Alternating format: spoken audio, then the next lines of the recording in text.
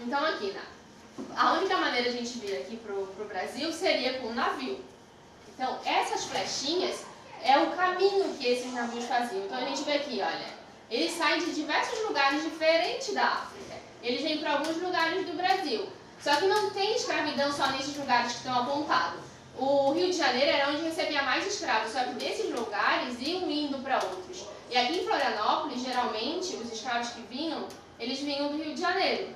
Então, é bem interessante para a gente perceber isso, assim, que é muito de diversos lugares que vêm, né? E que tem a escravidão.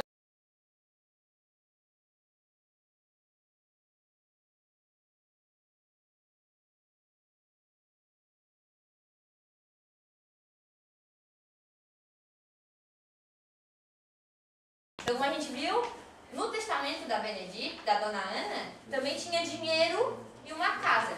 A Benedita e a Eva deviam ser muito boas para Dona Ana, ou fazer algum negócio, quem sabe a Dona Ana era uma viúva sozinha, não tinha ninguém para cuidar dela. Ela falou assim, ó, se tu cuidar de mim até eu morrer, bem, eu te deixo a casa. Elas negociavam, entendeu?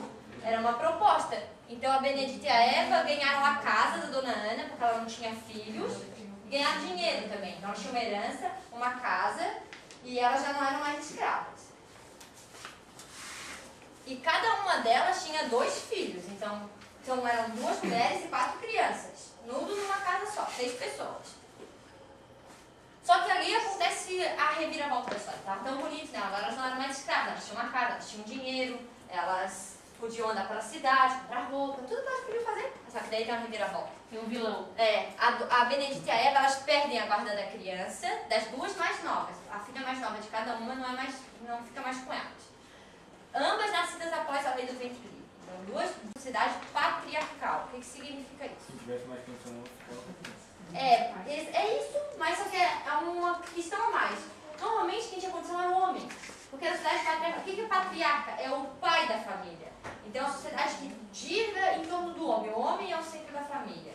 O homem é o centro de tudo. O homem está na política, o homem está no comércio, o homem está na rua.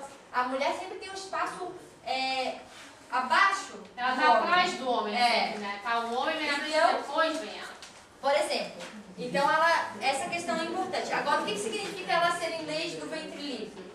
Por exemplo, como a Jéssica disse antes, até o século XIX é o auge da escravidão. Só que em vários lugares do mundo, até no Brasil, já existia muita gente que era contra a escravidão, achava errado. Como é que não vai ser errado eu ser dono de uma pessoa? Eles já tinham essa consciência de que era uma coisa errada. E várias pessoas lutavam para isso reduzir. Então, essa lei do ventre livre é uma lei que vem para acabar com uma característica da escravidão, que era o quê? Eu sou escrava, eu tenho um filho. O meu filho nasce escravo. A partir da lei do ventre livre, o nome dela diz tudo. Ventre. O ventre é o que? O útero, né, da mulher, a barriga, onde eu gero a criança. Eu sou escrava, mas a minha barriga, onde eu gero a minha criança, ela é livre. Então, o meu filho não é mais escravo. Essa lei é de 1871. É 6 anos ali antes do nossa história, que é 1877. Ficou claro para vocês o que é o ventre livre? A criança não é mais escrava. Mas agora a gente tem um problema. Tá, eu sou escrava, como eu falei, eu tenho que juntar um dinheiro, mas nem sempre eu consigo. Eu trabalho para o meu dono o dia todo e eu tenho uma criança. E que não é escrava. O que eu vou fazer com essa criança? Como é que eu vou alimentar ela? Daí o governo pensou. Mulheres que pedem a guarda para o homem. Mas antes disso, vamos retomar um pouquinho. A gente está falando muito sobre a questão de negros, de escravos. A gente está vendo todo um preconceito, até mesmo uma desvalorização do negro. Então, o negro, ele sempre era visto abaixo do homem branco. Mesmo um homem negro e um homem branco. Sempre vem um homem branco primeiro. É sempre primeiro um homem branco. A professora vai trazer uma caneta. Então, é sempre primeiro um homem branco e depois um homem negro. A gente vê muito isso. E aí, a gente também tem que pensar um pouco na questão das mulheres. As mulheres, elas sempre puderam fazer tudo, elas sempre puderam trabalhar, estudar? Não, elas não puderam. As mulheres, elas tiveram direito de volta aqui no Brasil só em 1932. Vamos de novo para a nossa linha mágica da história.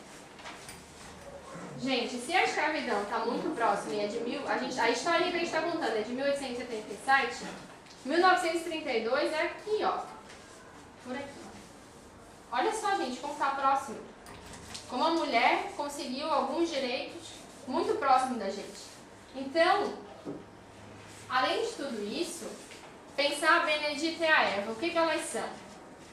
A mulher em relação ao homem, mesmo uma mulher negra em relação ao homem negro, ela também é inferior, ela é vista depois. E a Benedita e a Eva, elas são negras e são mulheres. Ó, a Dandara está fazendo aqui uma escala. Aqui, olha, a gente vem primeiro... tudo bem. A camada menina, primeiro vem o homem branco, depois a mulher branca, depois o homem negro e depois a mulher negra. E a Benedita e a Eva estão aqui, ó. É. E a gente vai encontrar democracia racial. Democracia para vocês. O que lembra democracia? Democracia. A palavra democracia. Não sei se vocês... Vamos tentar trabalhar essa palavra. O que lembra para vocês? Como? Democracia é uma coisa ruim. Uma coisa ruim? Por quê? Liberdade. Por quê? A gente vive numa democracia aqui no Brasil. Uma democracia, a gente vota. Quando a gente vai votar, eles falam, ó, aqui é o exercício da democracia.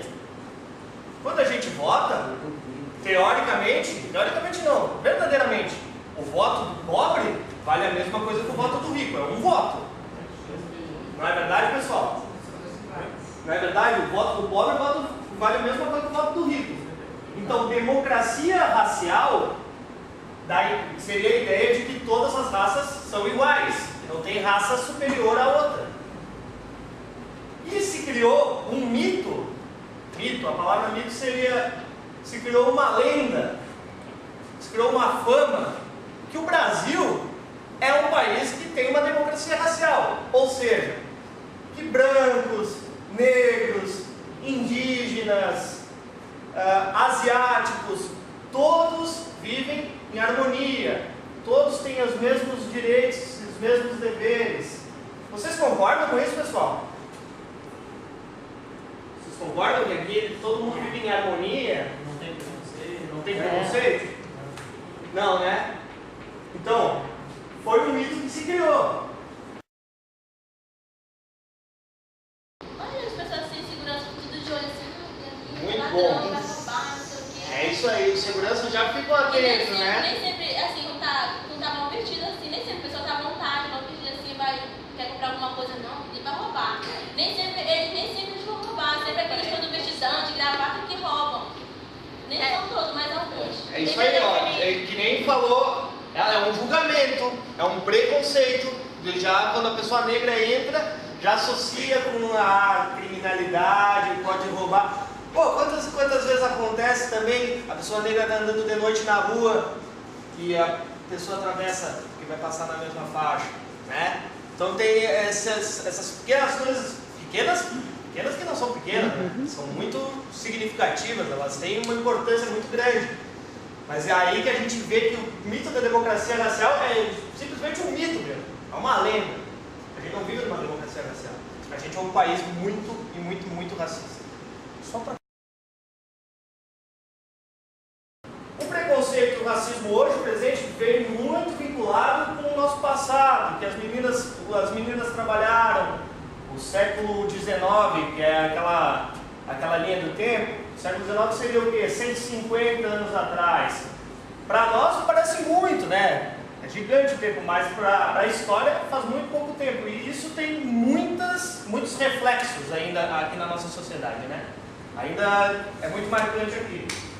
Por que a gente trouxe aqui uma imagem de uma favela, de uma comunidade pobre? Vocês acham por quê? O que vocês acham? Qual foi a nossa ideia de trazer essa imagem? Eu acho que porque pelo fato, por exemplo, se a pessoa mora na favela, é bandido, é criminoso, faz isso, faz aquilo, nem sempre as pessoas que moram na favela são criminosas. Isso aí. As pessoas que moram na favela, elas sofrem um preconceito, que daí seria mais um preconceito de classe, né? Porque elas têm menos dinheiro, elas são associadas, menos favorecidas, elas são associadas com pessoas que roubam, com pessoas que não trabalham, né, com pessoas que não se esforçaram e por isso que estão ali. A gente sabe que não é assim. As pessoas que vivem na favela trabalham muito, né? Que é um preconceito de classe existente. E também, na favela, aqui no Brasil, você pode notar que a maioria das pessoas que vivem na favela são negras, né? Então aí a gente vê também como o racismo está dentro de todos esses vários preconceitos presentes, né? E aqui a gente...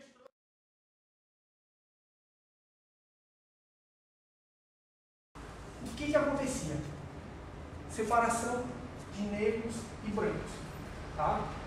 A gente vai ver dois estudos. Um deles aceitava uma presença um pouco mais amistosa de brancos. Tá? Mas, nesse caso, tá? Essas normas eram rígidas. Primeiro, tá? Não diria primeiro, mas também, vou refazer minha frase, porque os negros, pelo fato de eles terem uma pressão muito grande da sociedade branca, eles eram considerados baderneiros, bêbados, tá? Pessoas de uma índole inferior. Então, nós vamos fazer normas para dizer que nós somos pessoas de bem, tão decente quanto eles, e vamos cumprir à risca essas normas. Como? Roupas bem trajadas, tá? Pessoal bem vestido, roupa bem passada, engomadinhos, já fui usar esse termo. Então, roupas bem vestidas, bem passadas, não vamos causar brigas. Não podia ir para a pista de dança se o sapato não estava lustrado. Tá? É uma norma, senão tinha que estar impecável. Principalmente nos clubes negros, como falou o Wallace, porque os negros tinham que reafirmar que eles eram pessoas decentes, porque eles tinham todo esse estigma de ser pessoas de barderneiros, que bebiam, tá? Então nos clubes negros era mais forte ainda. Ele ficou famoso nos noticiários. Isso. É o filho do Eike Batista, que há pouco tempo atrás era o homem mais rico do Brasil. Hoje ele não é tão mais rico assim. Mas ele é um homem muito rico, empresário. E esse é o seu filho. Thor Batista.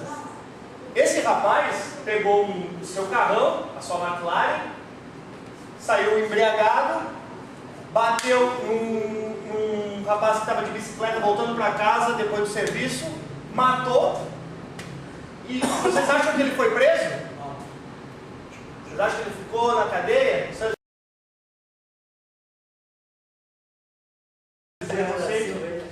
Agora a gente vai trabalhar com uma ferramenta de combate ao preconceito. A gente enxerga a música. Vocês não acham que a música é uma forte ferramenta de combate ao preconceito? Com certeza. Vocês acham que tem músicas que se identificam, estilos de música que se identificam com as populações negras? Sim. Tem algum tipo? Por exemplo, sabe me dar um exemplo? Samba. O samba é. Samba é. É que meu computador é de 2007, tá? Então... O samba é um exemplo de uma expressão musical, uma forma de música ligada às populações afrodescendentes, populações negras. Hoje em dia, eu percebi aqui que tem muita gente que trabalha com música. Hoje em dia, vocês encontram algum estilo musical que é ligado aos negros? Estilo musical, esse tipo de música. Por exemplo, eu trabalho com uma pessoa que trabalhou o rap. O rap é né? O rap é ligado com as populações das favelas, dos bairros pobres, dos negros. O samba. O samba, o carnaval, o hip hop, o funk. O forró é um estilo musical também ligado. Então, como são essas expressões emergem bem dessas pessoas, a luta contra o preconceito está presente em muitas das letras que a gente vai tentar trabalhar com vocês aqui.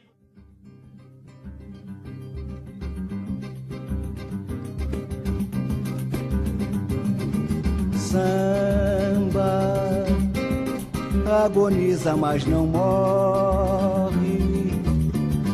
Alguém sempre te socorre.